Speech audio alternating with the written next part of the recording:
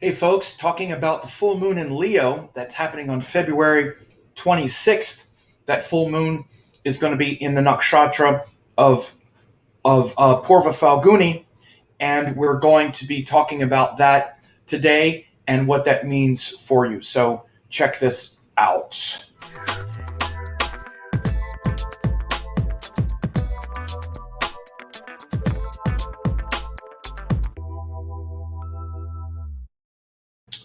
Okay, so I'm here and we're going to be talking about this full moon in Leo, and I'm going to have to pull up another chart here in a second. But before I do, I did want to let people know that I am doing these personal assessments. You can see scrolling along the bottom there, you can get a personal assessment 2021 tune-up. I'm getting through a lot of them. A lot of people want these. It's based on the 2021 Vedic astrology of this year, where I go through the most important shift that's happening for each person, and then I talk about it relative to your chart and your dashas and your planetary cycles and whatnot. So I put the link there in the bottom, and you can check that out for sure. I'm going to bring up the chart. I wanted to make an image of the chart, which I did. But first, I want to show you that on the screen here, it's actually, I don't have the right nakshatra, which was pretty dumb of me. It's actually the nakshatra of Purva Phalguni. Whoops, not that. 1 second. Sorry, getting a little clumsy here. Okay, so as you can see, if we move this forward hours, so this is February 26th. But you see what happens is the nakshatra changes to Purva Phalguni. And in fact, I'm in California. So by early, the actual full moon happens early in the morning on the 27th on the West Coast. But it's essentially, we're going to be experiencing this full moon in Leo on the 26th. But you see the nakshatra moves to Purva Phalguni, whereas that image that I linked to and uploaded had the wrong nakshatra. Sorry, I didn't move it forward far enough. But this is where we have the full moon, as you see, early on the 27th. This is 20 minutes after midnight. But we're essentially going to be experiencing that full moon energy around most of the world on the 26th. And so, again, it's the full moon in Leo. And this full moon in Leo is going to be opposite, of course, the sun in Aquarius. And so this sun in Aquarius means that right now we're going through this time where we're all trying to look at our sort of collective responsibilities and duties to each other, right? And these collective duties and responsibilities show up in things like culture, politics, our local environment as well, like our local neighborhoods and whatnot. It means we're all sort of citizens of a country, also of a neighborhood, also of an online culture where we gather to share ideas. Like if you watch my videos and you're into astrology, then you have an Aquarius relationship with me, and we all share these common ideas and these that we come together around in order to advance society and to make the world a better place. And in those environments, we're not doing it because of our own personal glory, right? We're doing it so that we can come together and unite around a larger cause.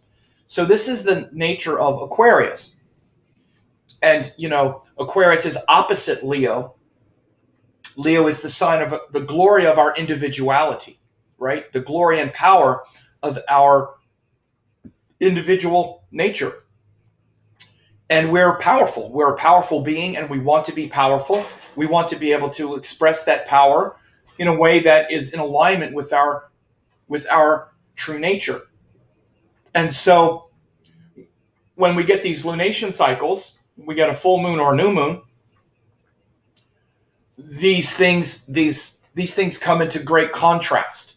The sun is in Aquarius, where we're all kind of focused and aligned with our common purposes, our common ideas, especially because it's an air sign, fixed ideas. For example, like the sciences, these are fixed ideas where we come together, excuse me, and in the spirit of advancement for humanity.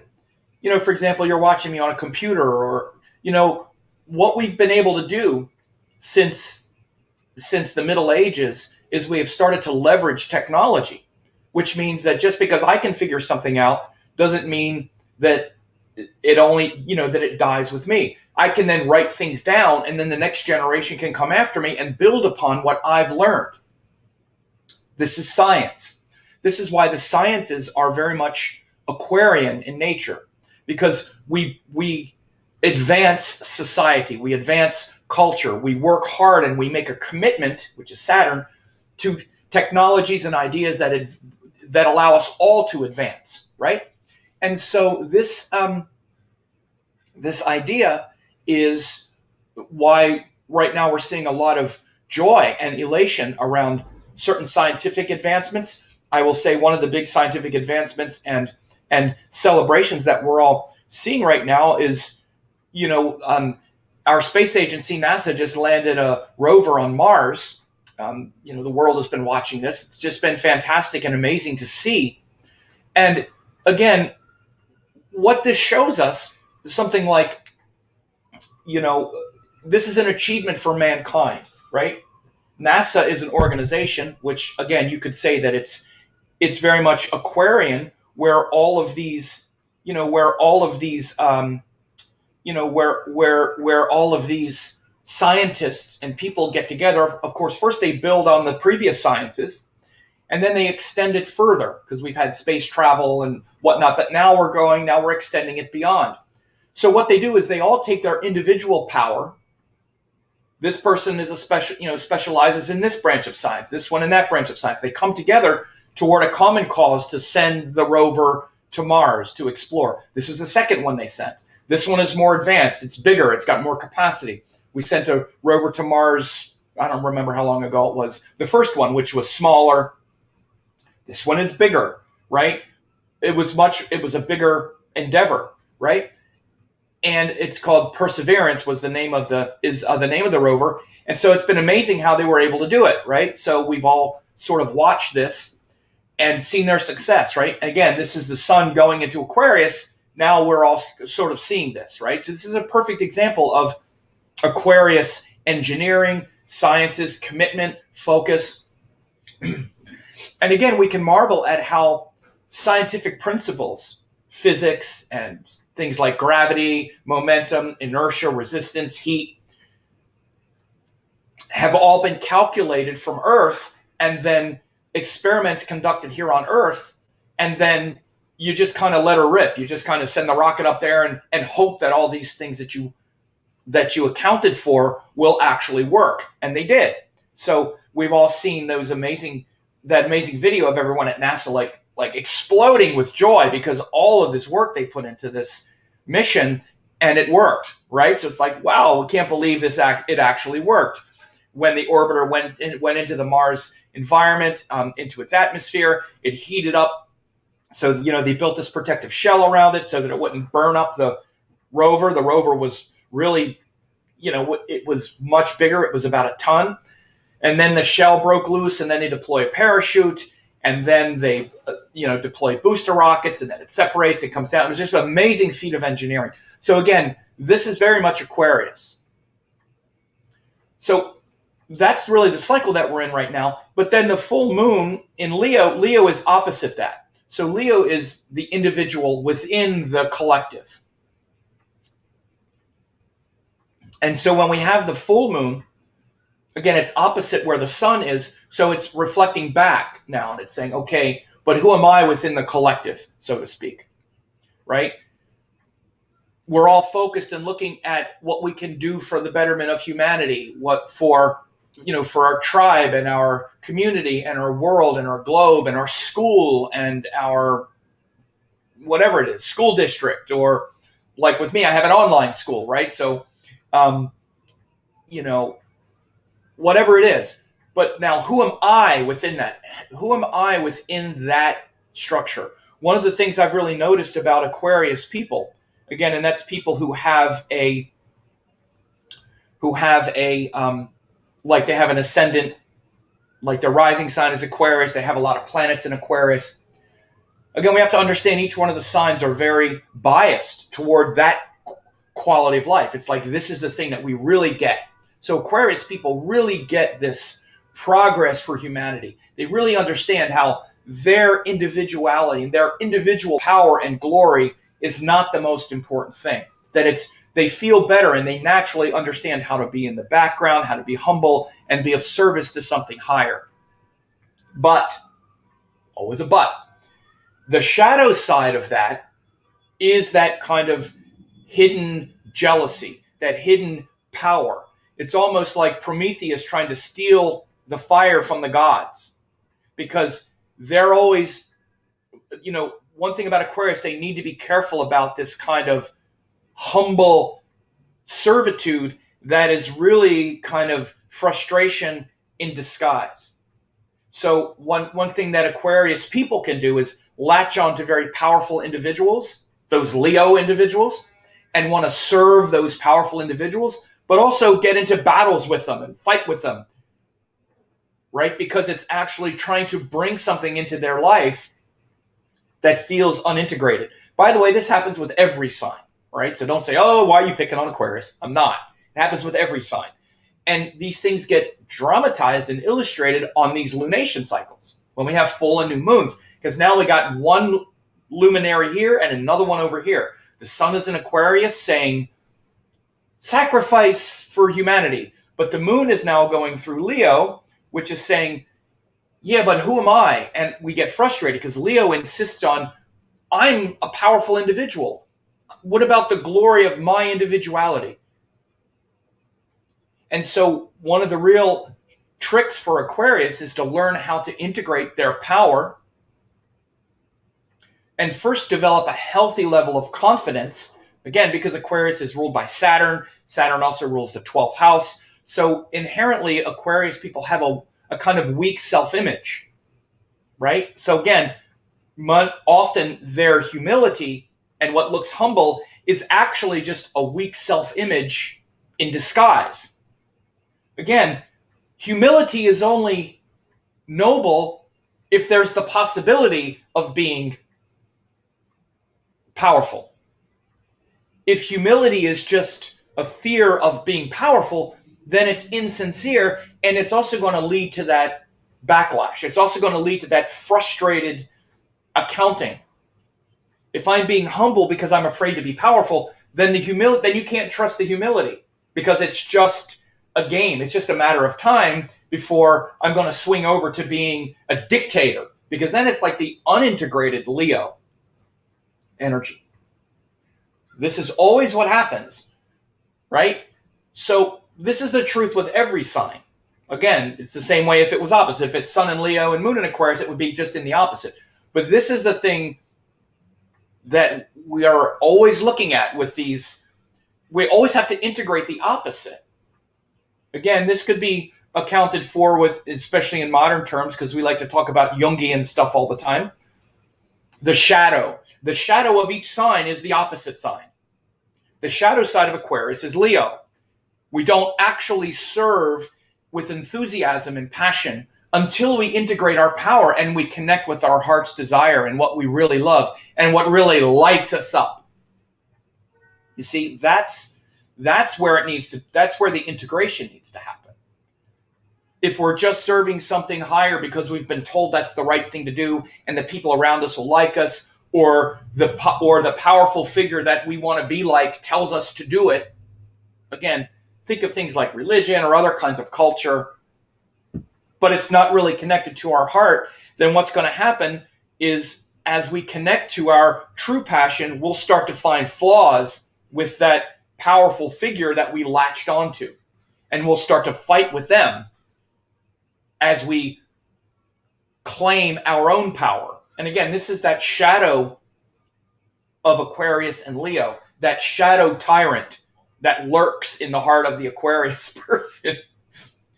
And particularly if they have, some planets in Leo. And again, this is always the case when we get planets in the opposite sign. When we get planets in the opposite sign, especially from the ascendant, planets in the 7th house always have that kind of shadow lurking there. Right? And so this is why Aquarius has a kind of hidden shadow tyrant. And Leo, for example, has a kind of shadow beggar. Because Leo is the king, and opposite the king is like the beggar. Oh, God, please. You see, and the beggar is kind of like the shadow or the unintegrated part of Aquarius. The integrated part of Aquarius is where we serve and we feel humble without feeling bad about it. But the unintegrated part of that is like a beggar, where we're just begging for something. So again, there's all of these kind of evolutionary principles that are going on. So right now, with the full moon in Leo, we have to be aware of that kind of shadow tyrant emerging. Because again, we've been really conditioned to have this,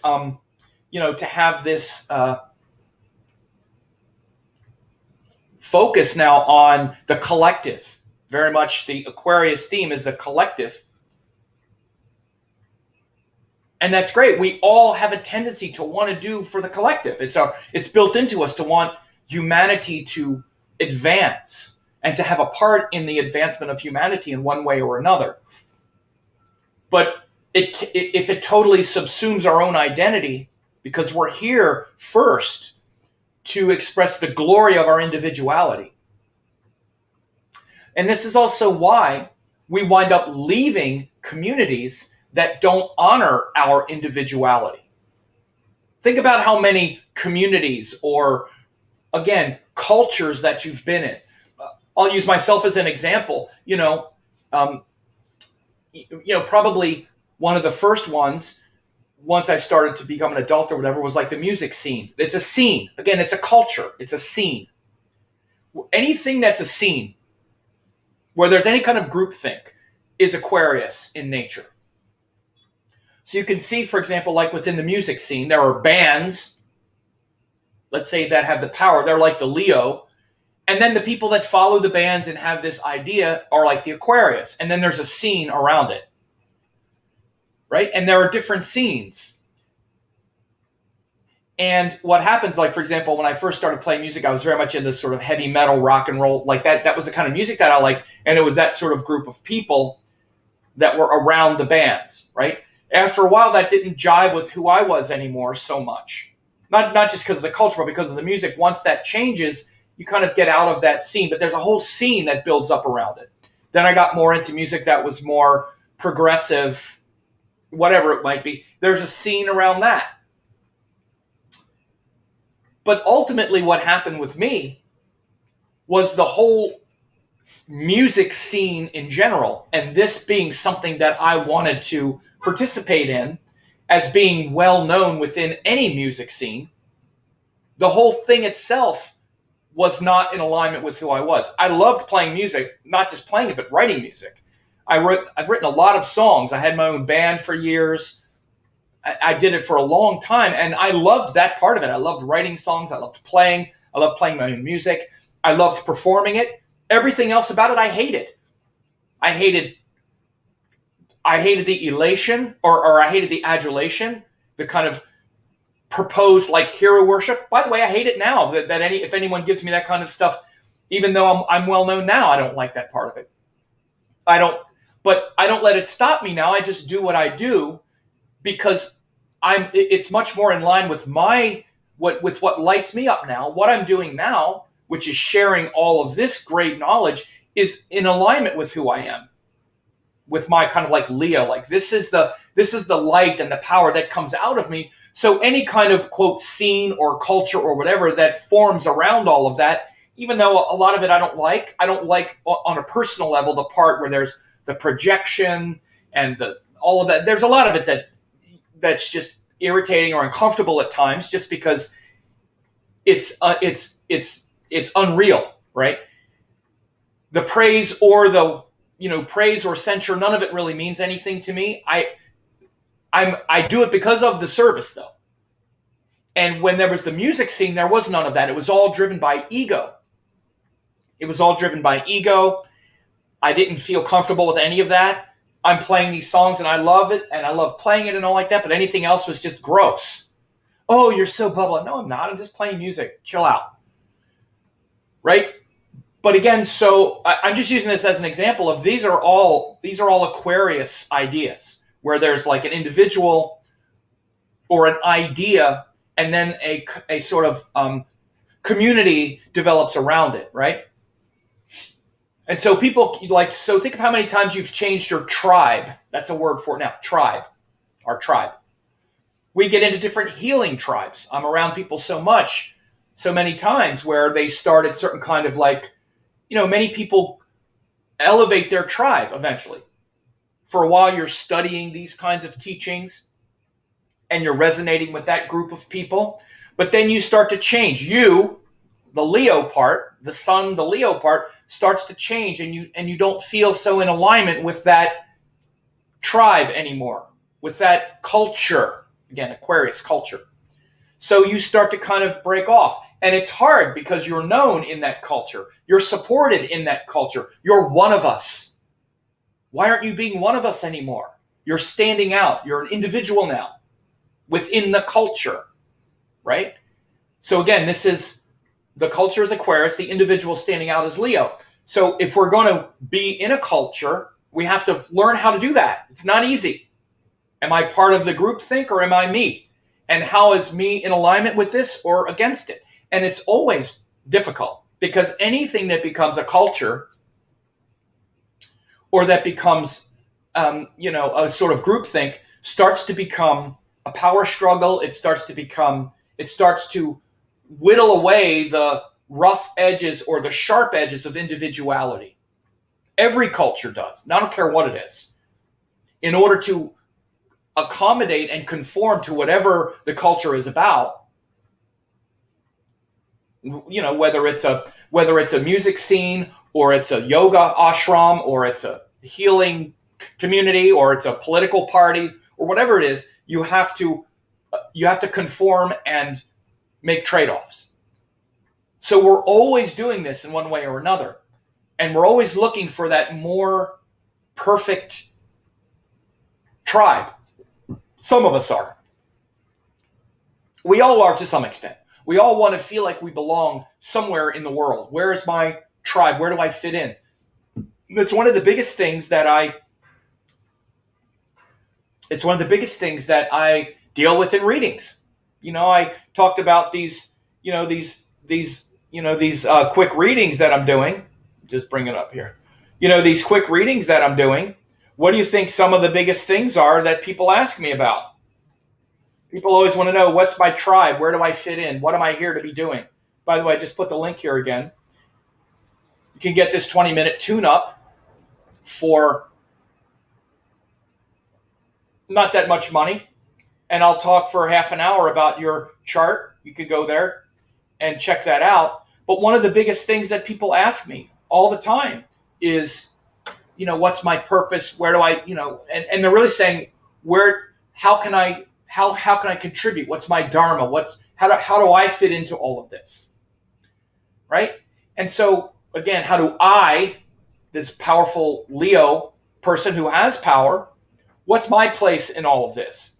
What's my place in all of this, in this world of culture and this world of people? And I'll say that in many ways, the Aquarius part of life is kind of like the culmination of human experience.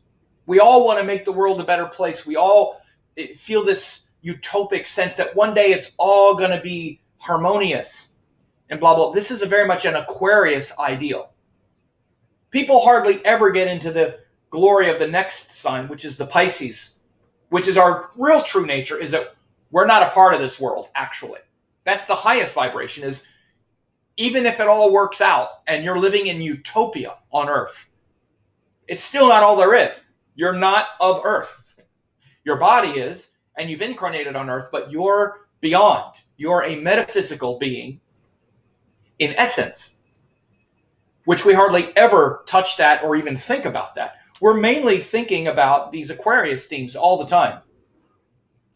So learning how to navigate this sort of dichotomy between what's my tribe and, again, what's my tribe, me, in all of this, a lot of that could be coming up for you right now. Particularly as you see with this chart, and I've been including Pluto in it here lately because of its conjunction and alignment with these other planets. But as you can see, we've been dealing with this major Saturn sitting there in Capricorn since last year. Saturn in Capricorn has been really bringing the seriousness and the heaviness in a good way since last year. With COVID and all the other stuff, and having to really get serious about what we think this world is all about. And again, Capricorn is that first sign ruled by Saturn. In a couple years, Saturn's going to be going through Aquarius. So Saturn is the only planet that rules two signs right next to each other. So when Saturn comes knocking in Capricorn, once he leaves Sagittarius, he's in his own signs for 6 years in a row, pretty much. No other planet does that. Jupiter is here, he's in Sagittarius, and then he gets to go through Saturn signs, then he's up in Pisces again. Mars takes a long time to get to his two signs. Saturn winds up hanging out for 6 years, just like we're plowing through here. So there's been a lot of seriousness and reckoning and shattering of illusions since 2020 around things like our monetary system, our health. We're all looking at the Great Reset and all of the things that are happening where we're restructuring everything. And this whole what's this world going to turn into is up for grabs right now. We're taking it really seriously now. Maybe we've taken it for granted before. But it feels like it's really the thing now. And it has for at least about a year or so. And it is. I did a recent update where, you even hear people, again, even Bill Gates talking about things like transitioning out of factory farming and non-meat eating, alternatives for the future. Like, this is something that we need to be doing. Again, take Bill Gates out of it or whatever, however that triggers anyone. I'm not saying I want his solutions. I'm saying someone of that stature talking about those kinds of changes is a huge shift in starting to look at how is humanity going to be dealing with this earth, because we can't keep doing it the same way. Again, this is what I talked about last year. I'm just bringing this up in context because it makes these last couple months, and even right now, this Aquarius and Leo transit much more rich because we're in very Saturn times. Saturn has got us for a while. He's also got Jupiter right now. He's got Mercury. And Pluto is even there. This long-term transit that shows, shifts of like 250 years at a time. He's also right there. So everyone is going through a huge recalibration of what it is to be a human on Earth. And our individual duties and responsibilities, as well as our collective duties and responsibilities. So again, there's been a big focus recently, the last few months, on the collective. As the sun has moved through these signs, he went through Sagittarius cycle at the beginning of the year. Then we just had the Capricorn cycle, which was the beginning of like the Chinese New Year. Now it's 2 weeks later. And now, again, the sun is in Aquarius, and we have this full moon. As we're learning these Aquarius themes, the sun is in Leo going, yeah, but who am I in the midst of all this? What am I here to do? So you may really feel this as a time, and really feeling this as a time to really clarify your tribe, your culture, and or leave certain aspects of, realizing that you're not being heard within the culture, within the group, within the,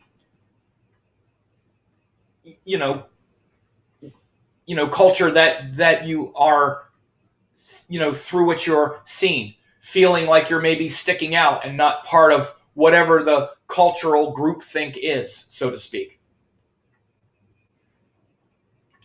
You may find yourself, one second.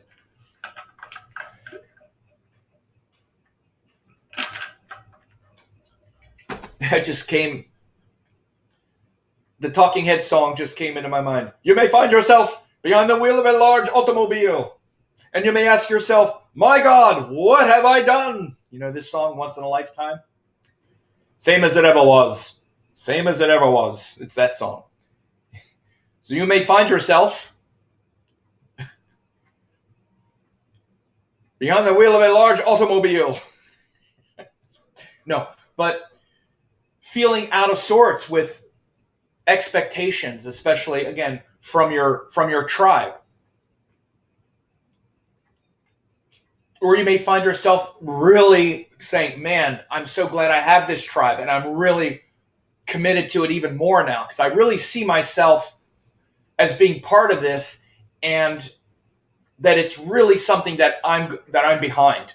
And I'm so glad that I'm part of this group doing this kind of work with these people.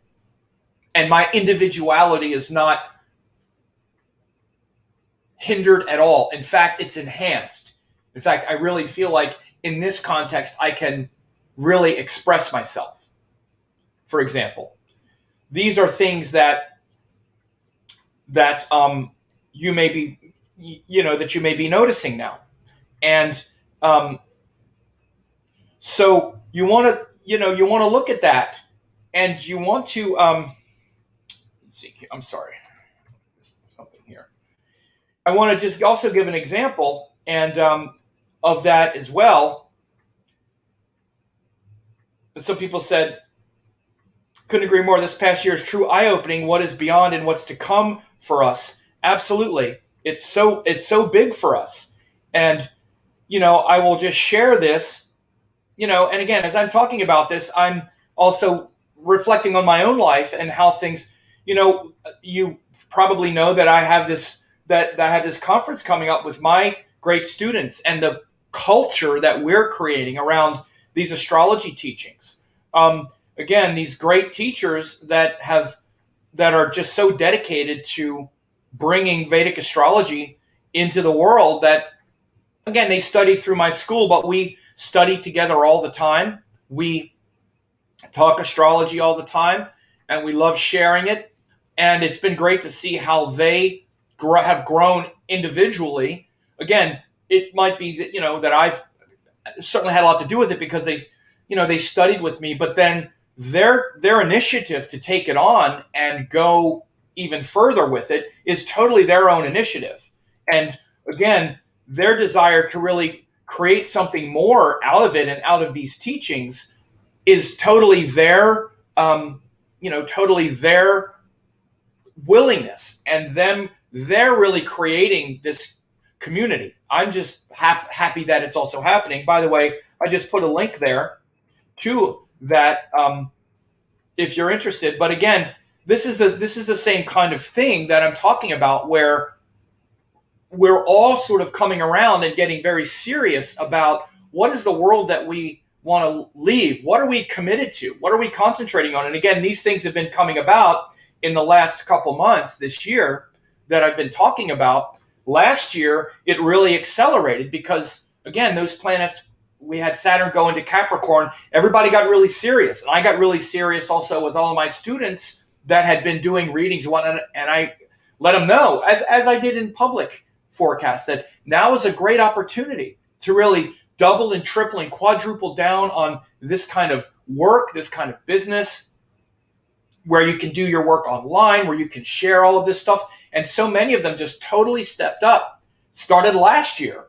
And now this is sort of the first culmination of building a new sort of community.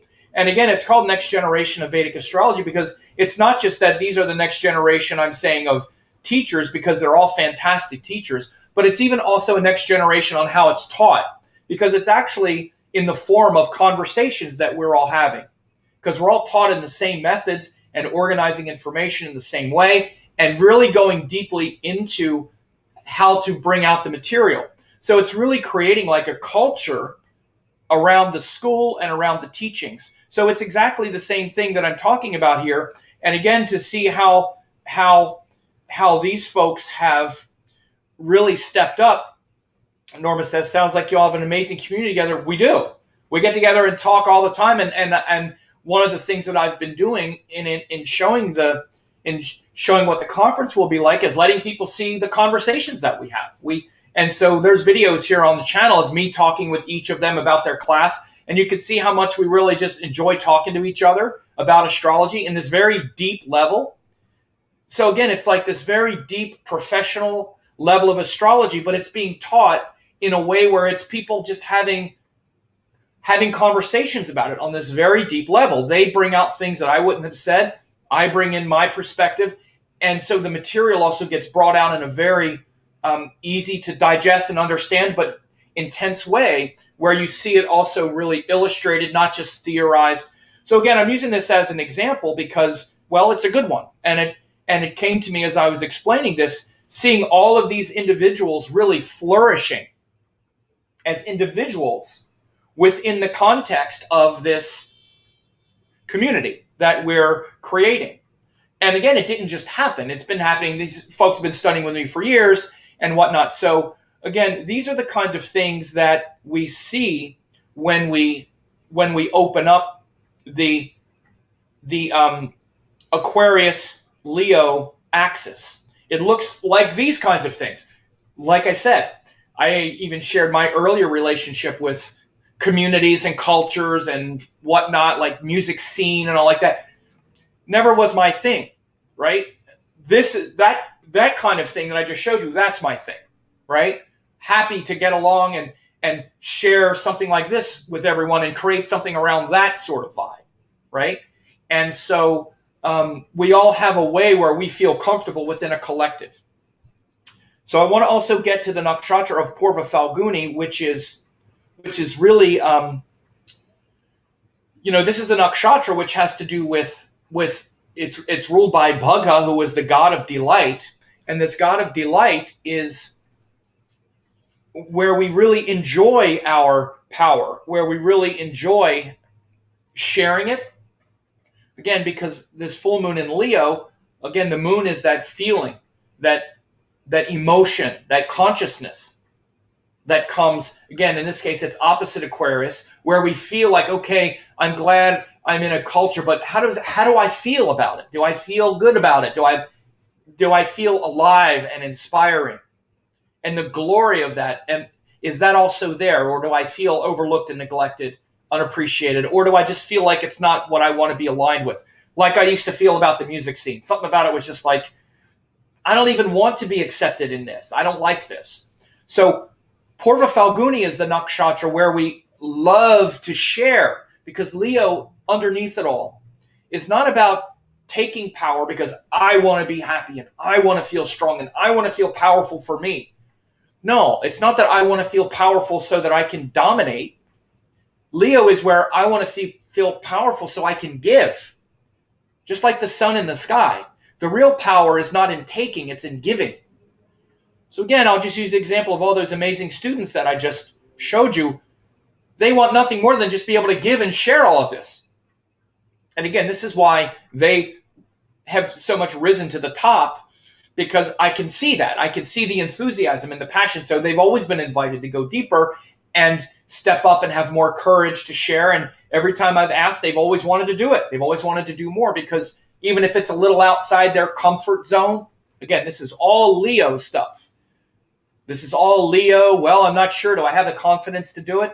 Well, I'm there to try to help them with the confidence part. As long as they want to try, we'll do it. And they're like, okay, yes. And they're fired up, because we love nothing more than to take that thing that we love so much and share it.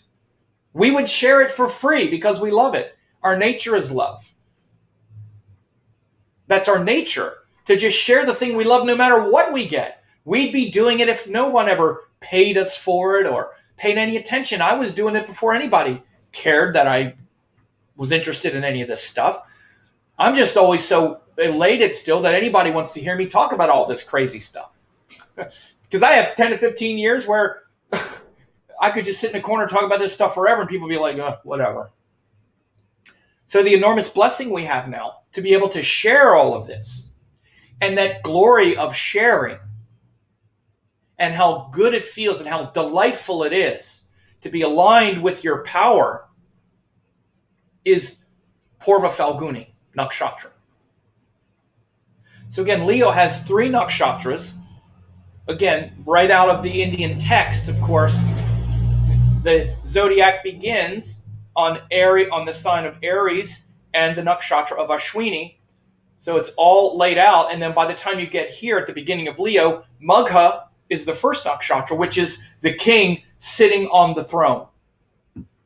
First, the king has to be sitting on the throne to have the power. That's Magha.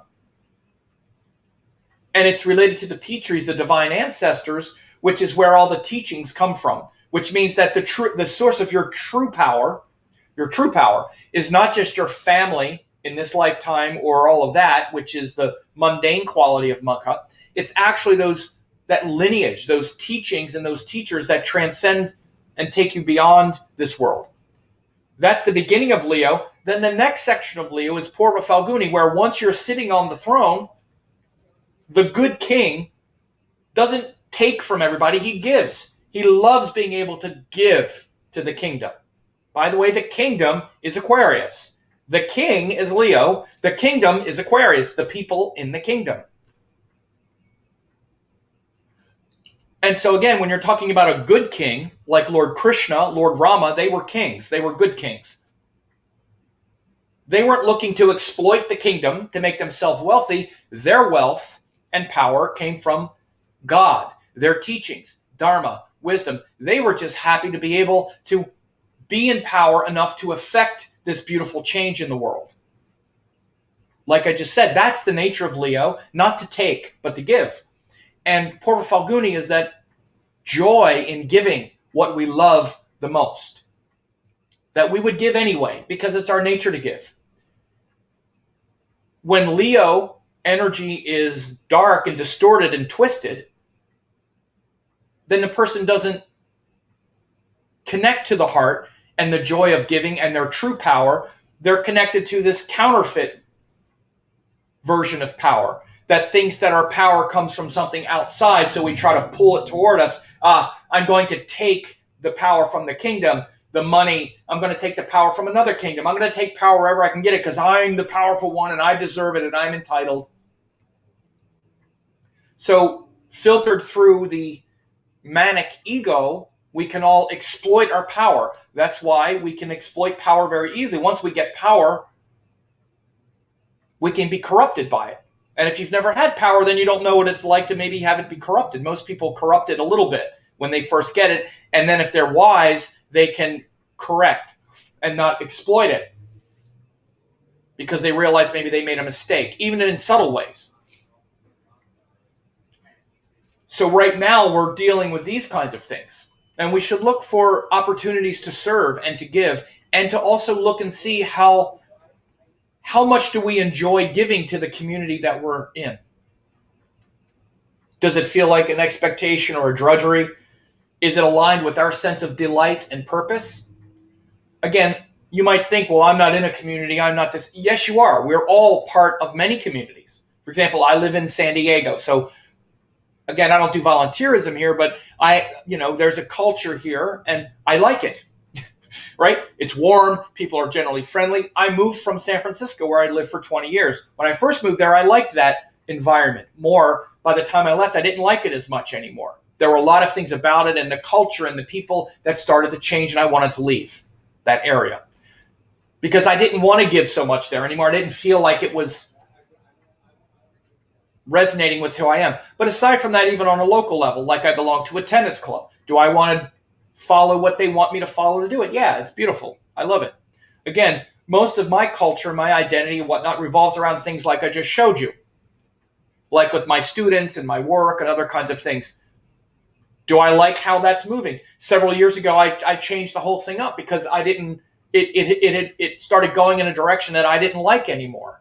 It's not that I didn't like it, but it needed to be adjusted because of different things with online learning and whatnot. So again, when it started to be something that I didn't enjoy giving to as much anymore, again, it's not like I didn't like it, but it started to be out of alignment. Then I shifted it to what was more harmonious. And I'm telling you this intentionally, because there is an element of what might be called selfishness, but it's not selfishness. You have to be aligned with what you love and with what you want to give to.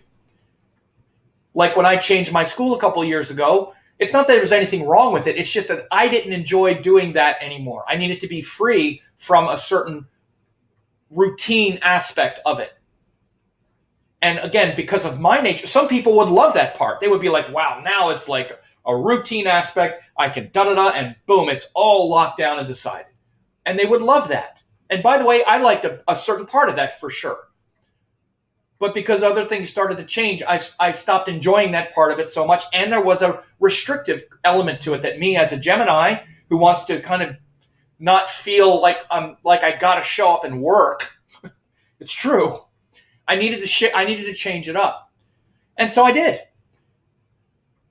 So again, but what happens is if I kept doing that, I would start to then what? Be resentful, be frustrated, lash out at the people, even if it's a community I created.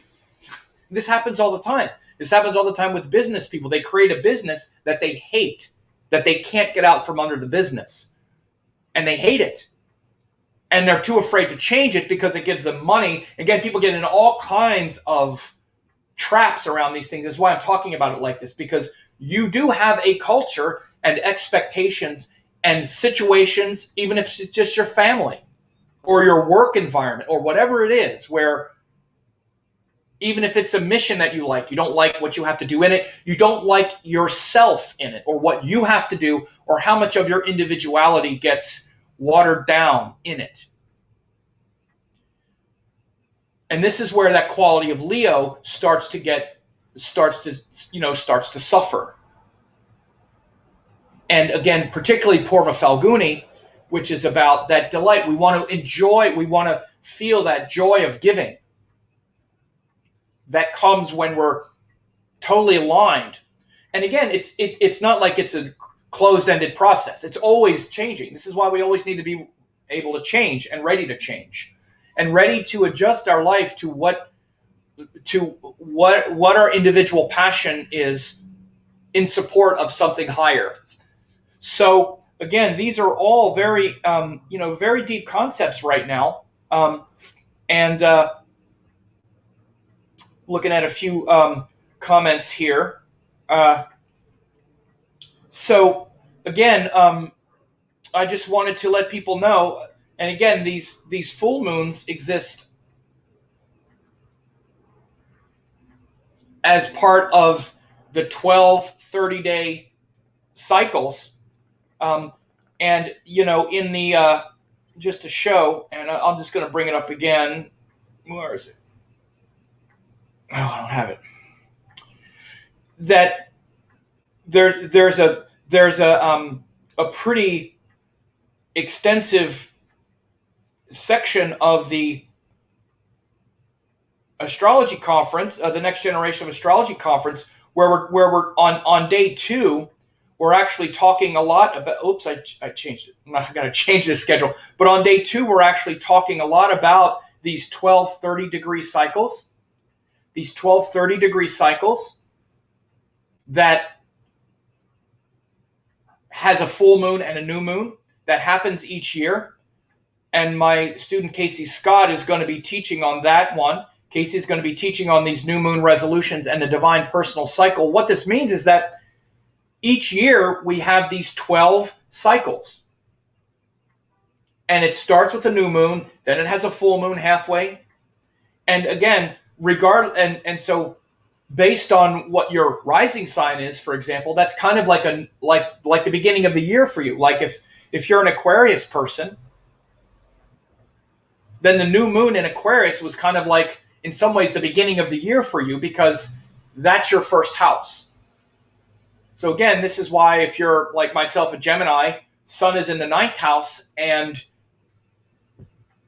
this full moon is happening in my 3rd house. Again, it's a very different way of feeling that than if you're Libra, where Aquarius is the 5th house and Leo is the 11th house.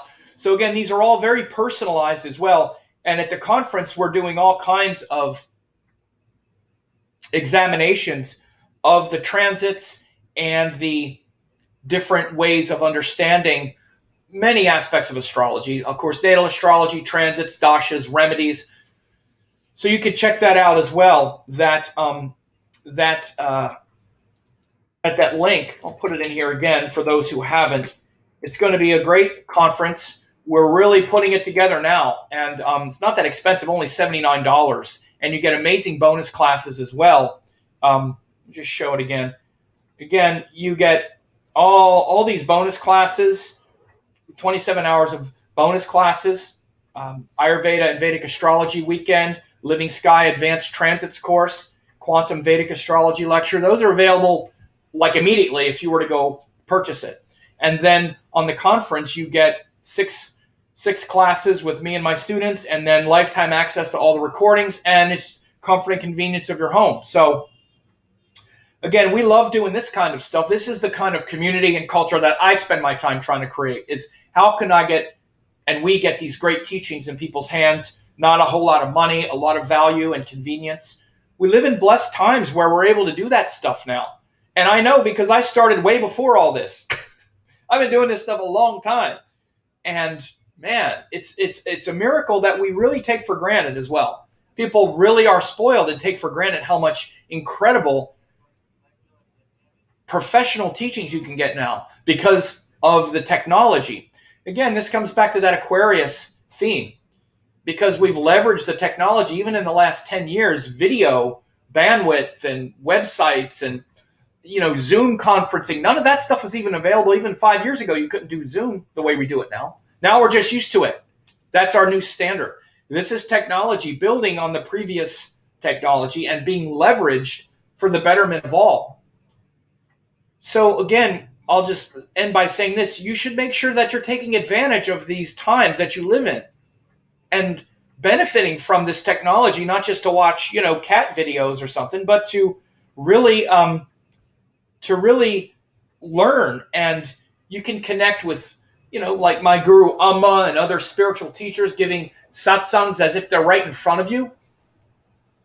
And again, it's very easy to receive, very similar to being in their presence through online now. We're very used to it, and it's a very direct transmission. So again, these next couple weeks and this cycle right now of really aligning with your culture, your community, your tribe, and finding yourself in it, making a deeper commitment to it if it really is your heart's desire and your passion. Or if it's not, you may find yourself, there it is again, you may find yourself sitting behind the wheel of a large automobile.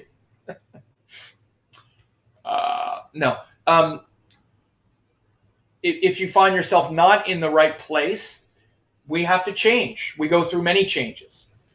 And so, again, that's also an option. The things that happen, there are many people who wind up seeing things like this and wind up saying, hey, I like what those guys are doing. Maybe I'll check out that culture, that community, maybe that school, maybe that group of people that get together and talk about astrology. That's also available to you. I'm always looking for people that are authentic and want to actually learn correctly. And so all those things are available to you now. And, I hope that you have a good rest of the day, and that this cycle, this upcoming full moon cycle for the next few days, and then the next week or so, as you start, or the next couple weeks after, as you start to then integrate that lesson, because again, it's beginning, and then there's integration. The full moon begins that real integration of the opposite. And then we move to the next lesson. So right now we're right on the cusp of that integration. And I hope that is going well for you, and you be in touch with anything else that I've brought up here.